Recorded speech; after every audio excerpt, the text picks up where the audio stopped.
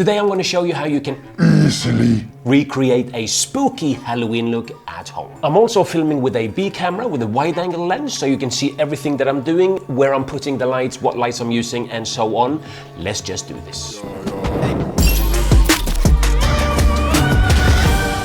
Let's start off with the camera settings that I'm using. I'm filming 24 frames per second, shutter speed 1/50 to get that cinematic look. My lens is a Tamron 24-70mm. It's now set on more or less 35mm and it's wide open at 2.8, so it's quite light sensitive, meaning that there's a lot of light that's going to go into your lens. If you're filming, for example, with a 1.8 lens, even more light is going to go into your lens, so you don't need to use very powerful lights. Speaking of lights, the main light that I'm using is the Sokani 60 RGB.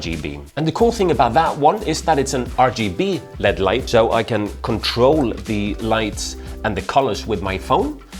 And here we go, I'm putting the HSI to 145, and that's a blue-greenish hue, and the intensity is about 66%. You don't have to use exactly the lights that I'm using, but I think it's important to let you know what settings I'm using on each light that I'm using.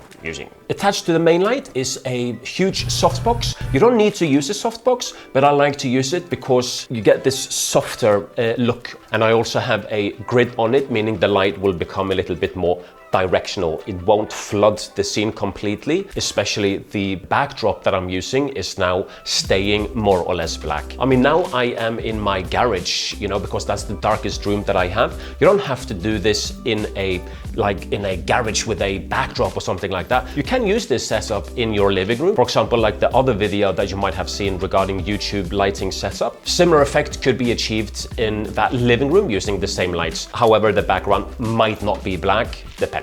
I'm going to put links to all the equipment that I'm using, even for the backdrop, in case you want to check them out. Oh, and the lamp is from IKEA. And the cool thing about that one is that it's dimmable. You can use whatever you want.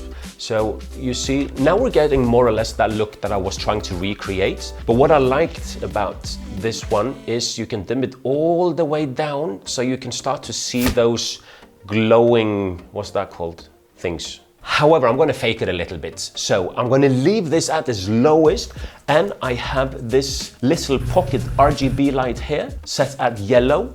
I have created a flag for this pocket RGB light, so you can see the difference. I'm going to show it to you. This is without the flag, and this is with the flag. I still want to keep some of the light on this side, but I don't want it to be completely open, because then you lose kind of that mystic look.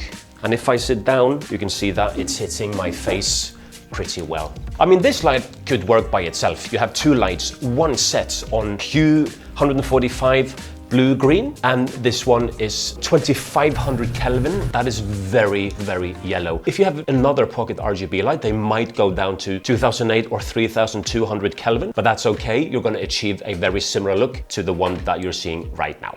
I always like to use a hair light or a rim light, so it separates me a little bit more from the background. And I've also used flags here, so you can see that it's not hitting the table that much, and the backdrop also stays fairly dark compared to without the flags. That is set on daylight, 6800 Kelvin. It doesn't matter if it's 5.6 or 6.7, whatever, it becomes relatively white. And you can see here that I have a shine on my hair, little bit on my shoulder, rim light, hair light, and it basically recreates a look from the moon, the sun, or if you're in a room. We're used to seeing people with some light on top of their heads. Another thing that I'm using that I love is a smoke machine. I have placed it just here. I hope you can see that on the B camera. A little bit higher, because if you put it on the floor, the smoke becomes very misty the more it rises, and the fresher out of the smoke machine, it becomes more cloudy, if you like. And this one also comes with a remote, which is really helpful if you're filming. Also cool for parties. If you can't see the smoke too well from wherever you are filming, because now we can't see it too well, what you can do then is have another light behind yourself. And look at that difference. You can really see that smoke now. Let me put some more just for the effect's sake. getting scary. And there you have it. That's how easy you can achieve a smoky Halloween look. No, smoky. That's how easily you can recreate a spooky Halloween look at your home. If you have any questions, please let me know in the comments below. And until next time, this is Paul signing off. Peace!